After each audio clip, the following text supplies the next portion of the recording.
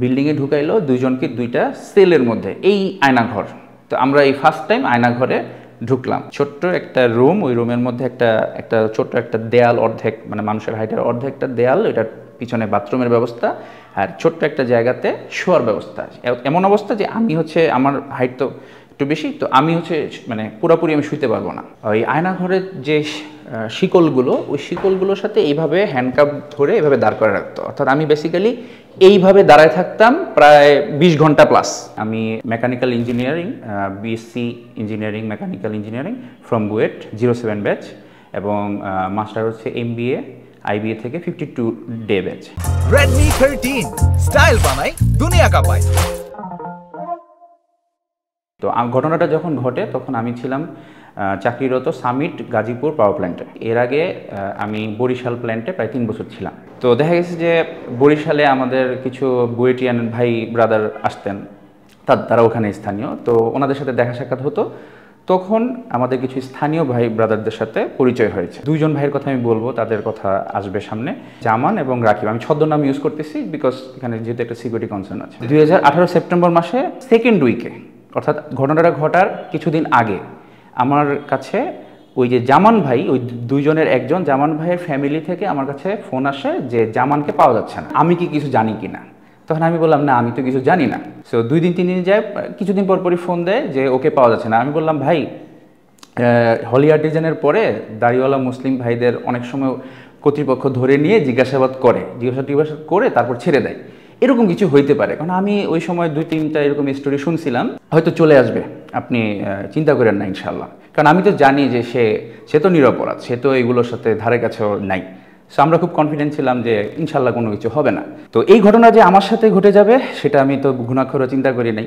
তো ওই 18 তারিখে আমার আমার ওয়াইফ ছিলেন 2 মাসের প্রেগন্যান্ট। তো তার একটু জটিলতা ছিল। তো আমি একটা ডক্টরের সাথে অ্যাপয়েন্টমেন্ট নিই বিকাল 5টার দিকে। তো আমার অফিস তো 5টা পর্যন্ত, তো আমি সিনিয়রকে বলে একটু আগে বের হই। সো আমি যেহেতু আগে বের হই, আমি অফিস থেকে বের হয়ে যাই, অটোতে উঠি। সো আমার প্ল্যানটা হচ্ছে এরকম যে প্ল্যান থেকে কড্ডা থেকে গাজীপুর চৌরাস্তা থেকে আমার বাসা, এই গ্রেট ওয়াল সিটি তখন বাসা ছিল। তো ওইখানে ব্রেক নিয়ে নিতে হয়। আমি অটোতে উঠলাম, অটোতে উঠে কড্ডার মোড়ে আসলাম। কড্ডার মোড় থেকে আমি যখন লেগুনার জন্য ওয়েট করব, সেই মুহূর্তে আমি দেখি কি রাস্তার অপোজিটে আমারই সামিটের বাস আসতেছে। সামিটের একটা মাইক্রোবাস, অফিস গাড়ি চলে আসছে। তো ওইখানে রিয়াজ ভাই ছিলেন অফিসের ড্রাইভার, উনি আমাকে ইশারা দিলেন, বলল ভাই আমি আসতেছি, আপনি ওয়েট করেন। তো আমি ওয়েট করতেছি। এই ফাঁকে হঠাৎ করে কোনো একজন ব্যক্তি আমার কনুইটা জড়িয়ে ধরে আমাকে জাপটে ধরে বললো যে বুলুল ভাই আমার সাথে আসেন। তাই আমি বললাম আপনার সাথে যাবো মানে? আমার তো গাড়ি চলে আসছে। তো এখন গাড়ি তো চলে আসছে, গাড়ি এখন আমার সাইডে চলে আসছে, গাড়ি থেকে লোক নামছে, সে আমাকে আটকে ধরতেছে। কিছুক্ষণ পরে ওই পিছনে দেখলাম একটা কালো গাড়ি দাঁড়ানো, সেখান থেকেও মানুষজন বের হয়েছে। সব মিলে ওইখানে একটা ধস্তাধস্তি অবস্থা, যে আমাকে আমার অফিসের লোকজন আমাকে ছাড়বে না, ওরা আমাকে অবশ্যই তুলে নেবে, ওরা গাড়িতে তুলে নেবে। তো আমার মাথার মধ্যে তখন ওই চিন্তাটা আসছে যে মনে হয় আমার এরকম একটা ব্যাপার হইতেছে, যে কর্তৃপক্ষ মনে হয় আমাকে তুলে নিতে আসছে। সো পরে আমি ওদেরকে ঠান্ডা করলাম যে ঠিক আছে, প্রচুর একটা গন্ডগোল হয়েছে আর কি। আমাদের তো প্রায় 14-15 জন ওই গাড়িতে ছিল, এর মধ্যে 3-4 জন খুব ফাইট দিচ্ছিল। সো পরে আমি বললাম আচ্ছা ঠিক আছে, আমি উঠতেছি, তোমরা করো না। সম্ভবত আমার ঠিক এক্স্যাক্টলি খেয়াল নাই, 6 বছর আগে তো ওরা মনে হয় আর্মসও বের করছিল। আমি বললাম যে ঠিক আছে আমি উঠতেছি। তো আমাকে যখন সাথে উঠায়, আমার সাথের এক কলিগকে উঠায়, আমার 1 বছর সিনিয়র ছিলেন উনি। তো ওনাকে সহ উঠায় নেয় এবং মাইক্রোতে তুলে ফেলে। তো উঠানোর পরেই আমাদের একদম হ্যান্ডকাপ পরায় দেয়, জমটুপি পরায় দেয়। হ্যাঁ, তো আমিও হতচকিত হয়ে গেলাম, ভাইও হতচকিত হয়ে গেল। ভাই তো আমি তো কিছুটা গেস করতে পারছি যে কি হতে যাচ্ছে। ভাই তো একদমই, সে পুরো কান্নাকাটি অবস্থা। মানে তাকে বলতেছে তুই সরকারি কাজে বাধা দিয়েছিস, তোকে সরকারি কাজে বাধা দেওয়ার মামলা দিয়ে দেবো। এখন ভাই তো খুবই হয়েছে। আমি তো আল্লাহ করতেছি যে কি হতে যাচ্ছে, কি পরীক্ষার মধ্যে পড়লাম আমি। হ্যাঁ, তো গাড়িতে উঠলাম, গাড়ি চলা শুরু করলো। তো এখন তারা আমি বুঝতে পারলাম যে তারা খুব একটা ঝামেলার মধ্যে পড়ে গেছে। তারা বারবার আমার এনআইডি কার্ড, আমার নাম, আমার জন্ম তারিখ, জন্মসাল, এগুলো সব চেক করতেছে। তো আমি তো বলতেছি যে হ্যাঁ ঠিক আছে আমার জন্মসাল এরকম, তো যোগ বিয়োগ করতেছে যে কত হয়, বয়স কত হয়, বয়স মিলাইতেছে। তো এই জিনিসটা আমি পরে বুঝছি যে কেন এটা এত এত তারা মিলামিলি করতেছে। যাই হোক, আমার যে সামিটের গাড়িটা, ওই সামিটের গাড়িটা কিন্তু পিছন দিক থেকে আসতেছে, পিছন দিক থেকে ফলো করতেছে। এক পর্যায়ে আমার সামিটের যে plan manager, DPM deputy plan manager আমাদের স্যার, আবু বকর সিদ্দিক স্যার, তারপর ওমর শরীফ স্যার, মিজান ভাই, ওনারা চলে আসছে। তো ওনারা হচ্ছে যেহেতু একজন মানে এক্সট্রা লোক নিছে, তাকে মানে ওনারা চলে যাচ্ছে না, যে কিছু একটা তো হবে। তো গাড়ি ওনারা দেখেছে আমাদের স্যাররা ওনাদের গাড়ির সামনে চলে আসছে। তো ওনারা গাড়ি থামাইছে, থামায় বলতেছে যে কি ব্যাপার, কি হয়েছে। তো ওনারা চাচ্ছে যে আমাদেরকে উদ্ধার করতে। তো ওরা তো দিবে না। তো পরে আমার ব্যাপারে মনে হয় কী কী কাগজ দেখাইছে আমি জানি না। তো ওনার ব্যাপারে তো জিজ্ঞেস করছে ওর সমস্যা কী। তো তখন তারা মনে সন্তোষজনক উত্তর দিতে পারে না। এক পর্যায়ে তারা বাধ্য হয় ওই ভাইকে, আপনার যে কলিগ ছিলেন তাকে ছেড়ে দিতে বাধ্য হয়। সো আমাকে ধরে নেয়। তারপরে আমার সামিটের গাড়ি আর ফলো করে না। তো সামনে আগায় যায়, আমাকে চোখ টোক বন্ধ করে দেয়। আমি বুঝতে পারি যে আমাকে নিয়ে যাচ্ছে কড্ডা বাইপাস। ওই সময় যেহেতু কড্ডা বাইপাসের দিকে যাচ্ছে রোডটা, কড্ডা বাইপাস হয়ে ঢাকার দিকে আসতেছে, এরকম একটা অবস্থা। সো আমাকে উঠাইলো। আমাকে উঠানোর পর পাশের লোকজন জিজ্ঞেস করছে, বুলুল ভাই কেমন লাগতেছে আপনার? আপনি তো অনেক ঠান্ডা আছেন। আপনার পজিশনে এরকম যখন অন্য লোক থাকে তারা তো অনেক প্যানিকড হয়ে যায়, অনেক হয়ে যায়। আপনি বেশ ভালোই আছেন। তো পরে আমাকে জিজ্ঞেস করতেছে যে আচ্ছা বুলুল ভাই, আপনি এই লাইনে কীভাবে আসতেন? কে কে আছে আপনার সাথে? আপনি এই লাইন বলতে কি বোঝাচ্ছেন? আমি বললাম যে এই লাইন বলতে কি কোন লাইন বোঝাচ্ছেন, আমি তো কিছু বুঝতেছি না। আমি সাধারণ মুসলিম, আপনি কি বলতে চাচ্ছেন আমি জানি না। বলে আপনি ভালো ভালো আমাদেরকে সব বলে দেন, ইনশাল্লাহ আপনাকে আমরা ছেড়ে দিব। তাই আমি বললাম আমি তো কিছু বুঝতেছি না। আমার মোবাইল নিয়ে গেছে, তখন মোবাইল নিয়ে গেছে, মোবাইলের মধ্যে ঘাটাঘাটি শুরু করছে। তো মজার ব্যাপার হচ্ছে, তো সে বলতেছে যে মানে মোবাইলে ঘাটছে, মোবাইলের মধ্যে তো কিছু পাচ্ছে না। হ্যাঁ, তো সে বলতেছে একটা অ্যাপস নামাই, তাহলে মোবাইলে কি কি ছবি ডিলিট করছে ওইটা দেখবো। তো পরে গিয়ে দেখে যে ওই অ্যাপস আমার কাছে আসে। তো সে যাই হোক ওই অ্যাপস চালাইছে, তারপরও ছবি টবি ওইরকম কিছু আসে নাই। যাই হোক মোবাইল টোবাইল সে চেক করতেছে, কইরা আমাকে বলতেছে যে তুমি ওই আইওটির একটা ভাই ছিল, ছোট ভাই আমার, আইওটিতে ও মাসে একবার দুইবার হয়তো কথা হয়তো সাক্ষাৎ করতো, ওই বরিশালে পরিচিত, সে আইওটিতে পড়ে। আমাকে বলতেছে যে তুমি হচ্ছে এখন ওকে ফোন দিবা, ওকে ফোন দিয়ে বলবা ওর আইওটির সামনে আসবা। তো আইওটি সম্ভবত হচ্ছে বোর্ড বাজার। সো বোর্ড বাজারে গিয়ে ওদের গাড়ি মানে আমাদের গাড়ি ওয়েট করতেছে, আমাকে প্রেশার দিচ্ছে তুমি ফোন করে ওকে আনো। তা আমি বললাম না, আমি ফোন দিব না, এটা কেমন। এই সাথে সাথে একটা ঠাস করে থাপ্পড় মারছে, ঠিক আছে, বেশ জোরে থাপ্পড় মারছে। হ্যাঁ, তারপরে এরপরে সে তার মতো ইয়া করছে। তারপর আরেকজন আমাকে আমার মোবাইল থেকে আমার ওয়াইফের ছবি, বাচ্চার ছবি, আমরা পার্কে ঘুরতে গেছিলাম, ওগুলো দেখে বলতেছে দেখো বুলবুল, তোমার তো বাচ্চা আছে, তোমার তো ফ্যামিলি আছে, তোমার তো এই আছে, তুমি কি তাদের কথা চিন্তা করো না? তুমি আমাদের মতো কাজ করো, আমরা তোমাদেরকে জিজ্ঞাসাবাদ করবো, জিজ্ঞাসাবাদ করে তোমরা নিরাপদ হলে ছেড়ে দিব। বারবার এই প্রতিশ্রুতি দিচ্ছে। আমি বার বলতেছি আমাকে কেন ধরছেন? আমি তো কোনো খারাপ কাজে জড়িত না, আমি তো দেশদ্রোহী, দেশবিরোধী কোনো রাষ্ট্রবিরোধী কোনো কাজে জড়িত না, আমাকে কেন ধরছেন? বলছে যে তুমি নাসিমুলকে ওই ভাইকে ডাকলে ওই আইওটির ভাইকে ডাকলে আমরা তোমাকে ছেড়ে দিব। ওই ভাই ওই দিন আর কল রিসিভ করে নাই, এবং মেসেঞ্জারে আমার মোবাইল থেকে মেসেঞ্জার নিয়ে তারা হচ্ছে টাইপ করতেছে, চ্যাট করতেছে, ও চ্যাটেরও রিপ্লাই দেয় না। তো এটা তার মানে ওই তাদের প্রোগ্রামটা ক্যান্সেল হয়ে যায়। এরপরে তারা হচ্ছে এবার আমাকে বলতেছে তুমি তো আরেকজন ভাই রাকিবকে তো চিনো? আমি বললাম হ্যাঁ রাকিবকে চিনি। তো রাকিবের কথা মনে পড়লো, সে বরিশালে থাকে, আমি শুনছি সে ঢাকা আসছে, কোথাও কাজ করতেছে, কিন্তু ওর ফোন নাম্বারও পর্যন্ত আমার কাছে নাই, মানে সেভ করা নাই। আমি খুব একটা মানে যোগাযোগ হয় নাই লাস্ট। তাই বলছি আমার কাছে তো মোবাইল নাম্বার নেই। তো বলছে আমার কাছে আছে, মানে ওই অফিসারের কাছে আছে। সে তখন নিজে থেকে মোবাইল নাম্বার নিয়ে সে বলতেছে এবার ফোন দাও। আমি তো পড়ছি বিপদে, একটার পর একটা পরীক্ষা আসতেছে। তারপর হচ্ছে চ্যাট থেকে তাকেও চ্যাট করছে যে তুমি, সে তখন নতুন বাজার, আমি ওই ছেলে কোথায় থাকতাম এটাও জানতাম না।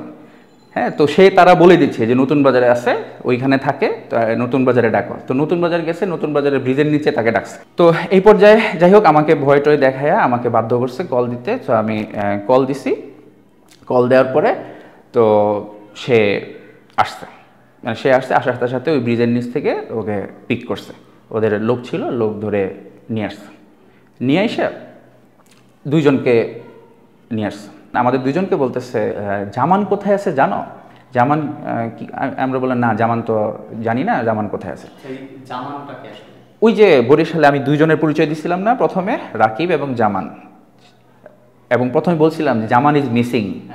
জামানের পরিবার আমাকে ফোন করে বলতেছে যে জামানকে পাওয়া যাচ্ছে না, মনে আছে কি? ওই সেই জামানের ব্যাপারে অফিসার বলতেছে যে জামান তো মিসিং, জামান কোথায় আছে তোমরা কি জানো? আমি বললাম না, আমি জানি না। জামান তো তার মামাকে একটা ভয়েস মেসেজ পাঠাইছে। তো আমি বললাম কি মেসেজ পাঠাইছে? তখন আমাকে শুনাইছে, ভয়েস মেসেজটা শুনাইছে। তো সেই মেসেজে কি হয়েছে? জামান বলতেছে, জামান একদম নিজের ভয়েসে, এমন না যে চ্যাট, জামান নিজের ভয়েসে তার মামাকে বলতেছে, মামা আমি এখন একটু আত্মগোপনে আছি, পরিস্থিতি ভালো হলে আমি দেখা করব, তোমরা আমার জন্য টেনশন করো না। আমরা তো খুব অবাক, আমরা বললাম যে না, এটা তো ওর উচিত হয় না, ওর আত্মগোপনে যাওয়ার কি আছে। ঠিক আছে, তো যাই হোক সেই গাড়ি চলতেছে, গাড়ি অনেক দূর চললে একটা বিল্ডিংয়ে আমাদেরকে ঢুকাইছে। বিল্ডিংয়ে আমাদেরকে চোখ টোক বাইন্ধা পিছন থেকে ধরে পিছনে হাত মোড়া দিয়ে ধরে আমাদেরকে একটা বিল্ডিংয়ে ঢুকাইলো, দুইজনকে দুইটা সেলের মধ্যে, এই আয়নাঘর।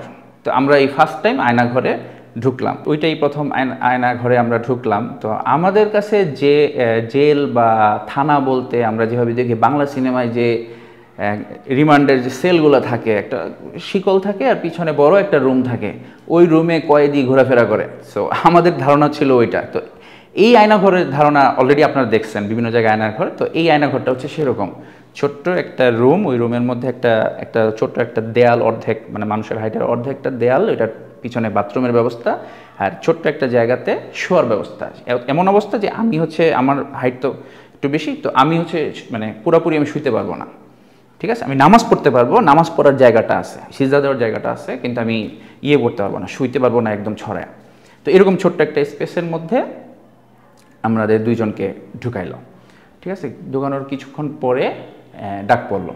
তো একদম হ্যান্ডকাপ পরায়া, কালো টমটুপি পরায়া আমাদেরকে নিয়ে গেল।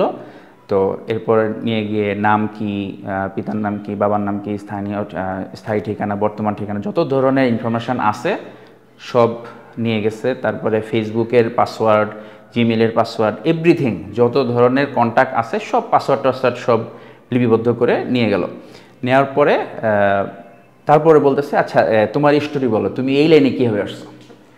কোন লাইন? আমি বললাম কোন লাইন? আমি তো কোনো লাইনে নাই, আমি তো সাধারণ মানুষ, আপনি কোন লাইনের কথা বলতেছেন? বলে তোমরা এরকম এই ধরনের লাইনে, তুমি কবে আসছো, তোমার সাথে কে আসছে বলো। বারবার বলতেছে স্টোরি বলতে। ওইভাবে ভাঙে না যে এটা কি লাইন। হ্যাঁ, তারা তো আমি কি এভাবে বারবার স্টোরি বলতেছে, তো বারবার স্টোরি জানতে যাচ্ছে। এভাবে করতে করতে প্রেশার দিয়ে, মানে ব্যাপারটা হচ্ছে তাদের কাছে যদি কোনো অভিযোগ থাকে তো সেই অভিযোগের ব্যাপারে আমাকে জিজ্ঞেস করবে, সেটাই তো স্বাভাবিক না? কিন্তু না, তারা কিভাবে আসছো স্টোরি জানতে চায়, এবং নাম দেওয়ার জন্য চাপাচাপি করে যে 10টা নাম দিলে, তুমি যদি 10টা নাম দাও তাহলে তোমাকে আমরা ছেড়ে দিব, তোমার মতো এই লাইনে আর কয়জন আছে ওইরকম 10টা নাম দাও। তো আমি তো পড়ছি বিপদে যে কি বলবো একে। তো এইভাবে আর কি পরে আমি স্কুল কোথায়, কলেজ কোথায়, ভার্সিটি কোথায়, এইসব গল্প আমার জীবনের স্টোরি আর কি বলে গেছি। তো পরে এভাবে প্রথম দিন গেল, পরের দিন সকাল এভাবে নিয়ে গেল। তো আয়নাঘরে ছিলাম। তারপরে সকালবেলা আবার টুকটাক নাস্তা খাওয়াইছে। সে নাস্তা খাওয়ানোর পরে আবার এক দফা জিজ্ঞাসাবাদ করলো। জিজ্ঞাসাবাদ ওই একই রকম, নাম, ঠিকানা, স্টোরি, 10টা নাম, 5টা নাম, এরকম জিজ্ঞাসাবাদ করে এরপরে আমাকে 11টা-12টার দিকে, মেবি পরের দিন 11টা-12টার দিকে আমাকে বাইরে নিয়ে যায়, বিল্ডিং থেকে বাইরে কেটে। শুধু আমি, মানে আপনার কি তখন চোখ বাঁধা ছিল, আপনি বুঝতে পারতেছেন যে বাইরে নিয়ে গেছে, ওই বিল্ডিং থেকে বের করছে। শুধু আমি, আমার সাথে এতক্ষণ কিন্তু গতকালকে রাত পর্যন্ত রাকিব ভাই কিন্তু ছিল আমার সাথে। সেটা কি আপনার একই ছেলে ছিল? না, একই ছেলে না, আলাদা ছেলে ছিল। মানে সে যে আসে আমি বুঝতে পারতেছি, 2-1বার কথাও বলছি, পাশে দেখা যায় না। এখন যে আমাকে বাইরে নিয়ে গেল এটা আলাদা, এটা শুধু আমি আপনাদের কোনো টর্চার মানে ফিজিক্যাল কোনো না, টর্চার? না ফিজিক্যাল কোনো টর্চার হয়নি। সো আমাকে যখন বের করে নিয়ে গেছে তখন আমাকে চোখটা খুলে দিছে, চোখটা খুলে দুই পাশে দুইজন কালো পোশাকধারী আমাকে হচ্ছে ফটোশ্যুট করছে। সো তখন আমি বুঝতে পারছি পিছনে লেখা যে র্যাব 11, এবং হচ্ছে আমাকে হাঁটাইয়া ছবি তুলছে, ভিডিও করছে, যাই হোক কিছু ফটোশ্যুট হয়েছে। তো আমি তখন বুঝতে পারলাম হায় হায় আমার তো মানে গেম ইজ ওভার। মানে আমার যে আশা ছিল, তারা যে আমাকে বলতেছিল যে আপনাকে জিজ্ঞাসাবাদ করা হবে, আপনি যদি নিরপরাধ হন তাহলে আপনাকে ছেড়ে দেওয়া হবে, সেটা তো আর হচ্ছে না। কারণ আমি দেখছি যে এই ধরনের ছবি তুলে পেপারে দিয়ে দেয় যে অমুক ধরা পড়ছে, এত এত এটা সহ এটা তো পেপারে আসে। সো ওইরকম কিছু মনে হয় হতে যাচ্ছে। তো আমি খুবই হতাশ হয়ে গেলাম, দৌড় পড়তে লাগলাম যে কী পরীক্ষায় পড়লাম। তো কিছুক্ষণ পরে আবার আমাকে নিয়ে গেছে আয়নাঘরে, কিছুক্ষণ প্রায় 2 ঘন্টা, 2টার দিকে বা 1টার দিকে আমাকে তাড়াহুড়ো করে ভাই তাড়াতাড়ি গোছান আমাকে আবার রেডি হয়েছে, বাইরে যেতে হবে। এবার আবার বাইরে নিচ্ছে, এবার একদম গাড়িতে। আমি ভাবতেছি যে কি হইলো, এবার আবার নতুন কি পরীক্ষা, আবার মনে হয় কাউকে ফোন দিয়ে আনতে বলবে। তো গাড়িতে উঠা দেখি গাড়িতে হচ্ছে প্রায় 10-12 জন হেভি অফিসিয়াল কালো পোশাকধারী র্যাব অফিসার বসে রয়েছে সবাই। মানে মনে হইতেছে যে আমি হচ্ছে বিশাল ইম্পর্টেন্ট কোনো পার্সন, আমাকে সিকিউরিটি দিয়ে নিয়ে যাচ্ছে। তো চোখ বাঁধা ছিল, অনেক দূর ঘুরায় পেঁচায় কোথাও নিয়ে গিয়ে আমার কাছে তখন মনে হইলো, বা আমি পরে বুঝতে পারছি ওইটা ছিল নারায়ণগঞ্জ কোর্ট চত্বর। তো কোর্ট চত্বরে অনেকক্ষণ ওয়েট করতেছে, প্রায় আধা ঘন্টা 1 ঘন্টা ওয়েট করে আছে, এক সাইডে বসে আছে, সবাই বসে আছে, সবাই বিরক্ত হয়ে যাচ্ছে, এরা নিজেরাও বিরক্ত হয়ে যাচ্ছে, আমিও বিরক্ত হচ্ছি, আমার পানি পিপাসা পাচ্ছে, জোহরের নামাজ পড়লাম, সব মিলে এইভাবে ওয়েট করতেছি, কিছু আসে না। তো এক সময় হঠাৎ করে ডাক পড়লে কি আমাকে নিয়ে গেছে। আমাকে তখন যখন কোর্টে নামাইছে তখন কিন্তু আমার কোনো জমটুপি নাই, কালো টুপি নাই, জাস্ট হ্যান্ডকাপ পরা আমাকে নিয়ে গেছে। সেই ঘুরা কোথায় গলিগপচে পার হয়ে ছোট্ট একটা রুমের মধ্যে একটা টেবিল পাইতে একজন বসে রয়েছে, তার সামনে গিয়ে আমাকে বসাইছে। তো বুঝতে পারলাম যে সে হচ্ছে ম্যাজিস্ট্রেট আমাকে জিজ্ঞেস করলো যে কী হয়েছে, আপনাকে কেন ধরছে। তাই আমি বললাম যে আমি ভাই সামিট গাজীপুর প্ল্যান্টে আমি কাজ করি, আমি একজন ইঞ্জিনিয়ার মানুষ, আমাকে ধরে নিয়ে আসছে, কেন ধরে নিয়ে আসছে আমি জানি না, আমার ফ্যামিলির সাথে কোনো কথা বলার সুযোগ দেয় নাই, আমি ফ্যামিলির সাথে কথা বলতে চাই, আর আমি দেশবিরোধী কোনো রাষ্ট্রবিরোধী কাজে জড়িত না, আমাকে প্লিজ ফ্যামিলির সাথে কথা বলতে দেন, আমার আইনজীবীর সাথে কথা বলতে দেন। সে কোনো রিপ্লাই দেয় নাই, খাসখাস করে কাগজে একটা কিছু লেখা বিদায় দিয়ে দিচ্ছে। পরে আমাকে আবার ওই গাড়িতে তুলে নিয়ে আবার ওই আয়নাঘরে আবার ফেরত নিয়ে আসছে। সো আমি মোটামুটি বুঝলাম যে আমাকে মানে অলরেডি কিছু একটা করে ফেলছে, আমাকে আর ছাড়ার আর কোনো সম্ভাবনা নাই। আমি তো জানতাম না তখনও যে কত দিনের জন্য আমি এখানে আসলাম। পরে আমি প্রহরীদের কাছ থেকে জানতে পারছি যে 8 দিন থাকতে হবে আমাকে এখানে, 8 দিনের রিমান্ড দিচ্ছে। 10 দিনের আবেদনেই 8 দিনের রিমান্ড। একদমই জনশূন্য একটা রুমে, কোনো উকিল কেউ ছিল না, এবং আমার পক্ষে কোনো যোগাযোগ ছিল না। এটা কিন্তু মানে একটা মানবাধিকার লঙ্ঘন যে আমাকে রিমান্ডের জন্য আবেদন করছে, সেই সময় আমার পক্ষের বলার মতো কেউ ছিল না, এবং আমার কোনো আত্মীয়স্বজনের সাথে আমাকে কোনো যোগাযোগ করার কোনো ধরনের কোনো সুযোগ দেওয়া হয় নাই। ওরা যে ওদের গাড়ি যে আমাদের গাড়ি ফলো করছে, তো ওদের গাড়ির নাম্বার তো টুকে নিছে। সো আমাদের হেড অফিসে এই তথ্য চলে গেছে যে আমাদের একজন এমপ্লয়িকে এই ঘটনা ঘটছে। তো আমাদের সামিটে হেড অফিসে আমাদের একজন high official, ex army official ছিলেন, তিনি তার চ্যানেল ব্যবহার করে তো তিনি এটা বের করতে পারছিলেন যে এটা হচ্ছে র্যাব 11 নাম্বার, গাড়ির নাম্বার। তো তিনি আরও পরের দিন সকালে বা দুপুরে এটাও বের করতে পারছিলেন যে আমাকে আজকে নারায়ণগঞ্জ কোর্টে তোলা হবে। তো আমার আব্বু কিন্তু আমার আব্বু থাকেন যাত্রাবাড়িতে। তো যাত্রাবাড়ি থেকে আমি তখন গাজীপুরে আমার তো বাসা, আমি বাসায় একটা মেয়ে নিয়ে থাকি, আমার একটা মেয়ে এবং ওয়াইফ। তো ওরা তো একা। সো যখনই খবর পাইছে যে আমাকে, ওনারা তো জানাইছে, হ্যাঁ আমার অফিসের লোকজন তো জানাইছে যে বুলবুলকে এরকম নিয়ে গেছে।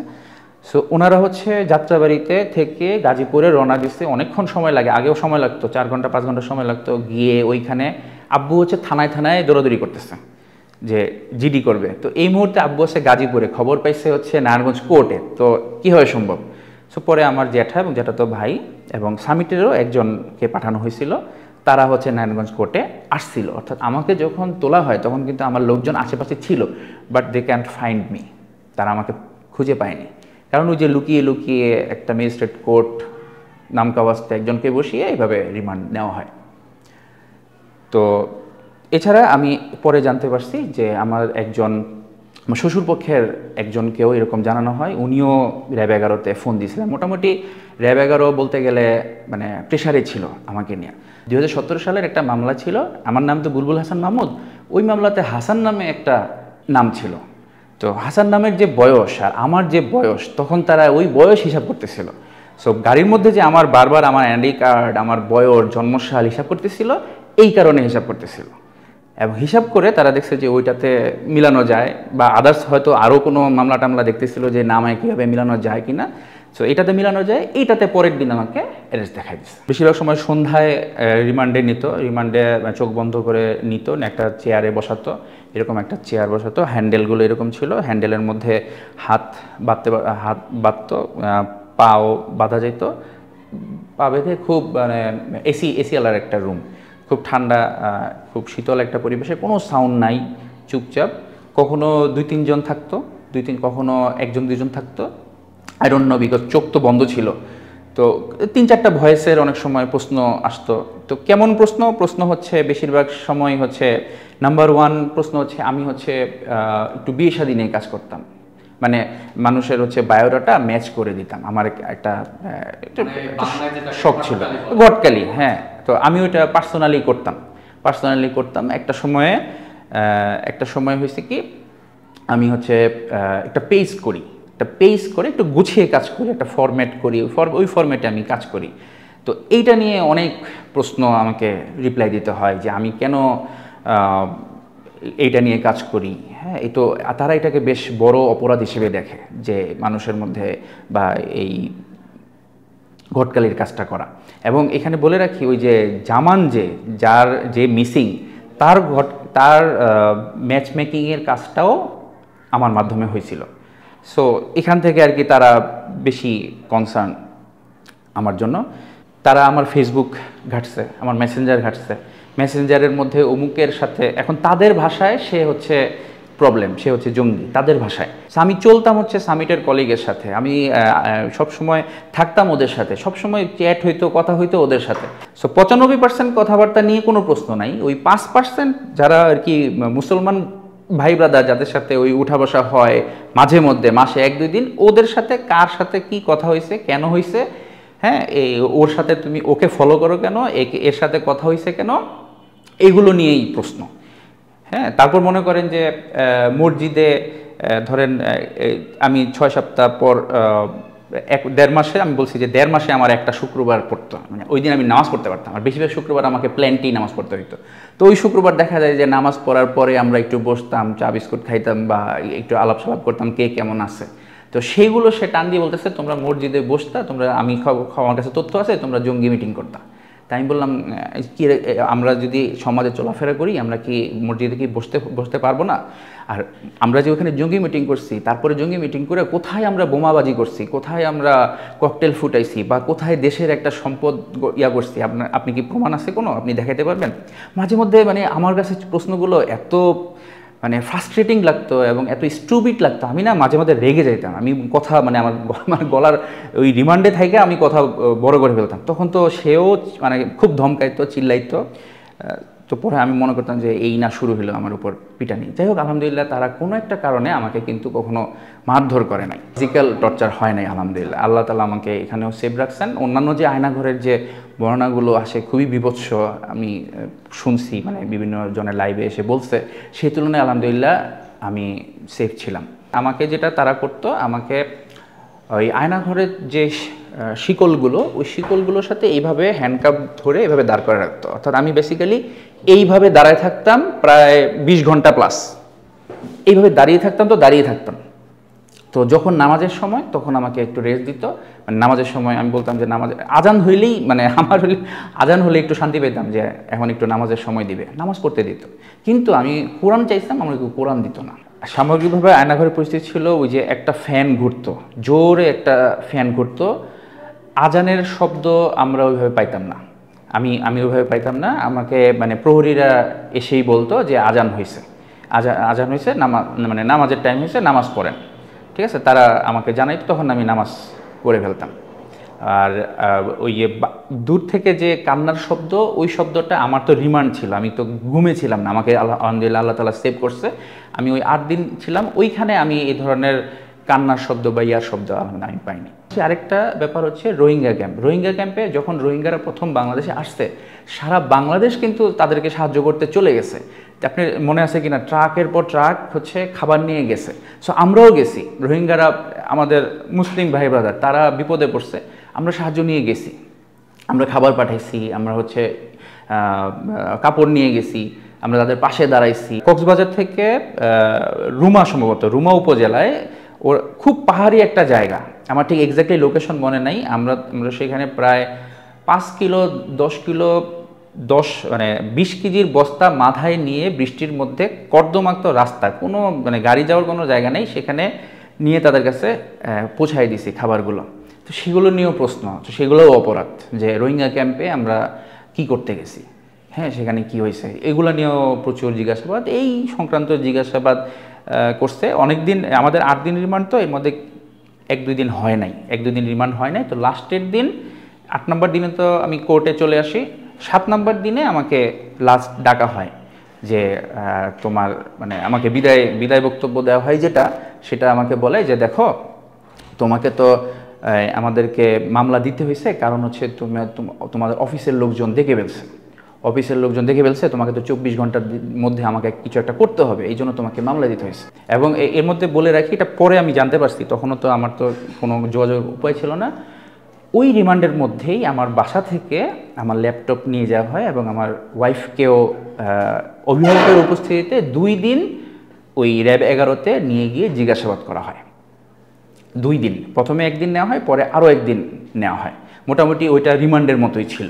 তারপরে আমাকে বলল যে তোমার সাথে আগে যেসব ভাইদের যোগাযোগ হইতো, তারা আমাকে যাদের সম্বন্ধে জিজ্ঞাসাবাদ করছে, তাদের সাথে কোনোভাবে কোনো কন্ট্যাক্ট রাখা যাবে না। আর যেই মামলায় দেওয়া হয়েছে, এটা 6-7 মাস লাগবে, 6-7 মাসে জামিন বের হয়ে যাবা, এরপরে তুমি কারোর সাথে কোনো যোগাযোগ রাখবা না। আর তোমার ওই যে ম্যাট্রিমনি পেজের কাজ সম্পূর্ণ বন্ধ। তুমি যদি এগুলো সব মেনে চলতে পারো, তাহলে তুমি ভালো থাকবা, তুমি অফিসে আসবা, আমাদের সাথে কথা বলবা, উঠা বসা করবা, কোনো সমস্যা হবে না। কিন্তু যদি তুমি এগুলো না করো, তুমি যদি আবার কথা বলো, আবার আগের মতো চলো, তাহলে কিন্তু তোমাকে আবার আমরা ধরে নিয়ে আসবো। আমার ছিল 8 দিনের রিমান্ড, সো আর 1 দিন হচ্ছে ধরছে, সো 18 এবং এরপরে 8 দিন, টোটাল 9 দিন আমি র্যাব 11-তে ছিলাম। এরপর আমাকে জেলে চালান করে দেওয়া হয়। এরপর থেকে জেল জীবন শুরু আর কি। জেলে 4 মাসের মতো। আমি হচ্ছে 20 জানুয়ারি 2019, তখন নির্বাচন ছিল, নির্বাচনের পরে, নির্বাচনের আগে কোর্ট বন্ধ থাকে, এবার নির্বাচন সংক্রান্ত ওই সময় জামিনের ব্যাপারগুলো ছিল না, জামিন দেওয়া বন্ধ ছিল বলা যায়, বা হাইকোর্ট বন্ধ ছিল। তো এইখানের মধ্যে জটিলতায় আমার জামিন হয় হচ্ছে জানুয়ারি 20 তারিখে 2019।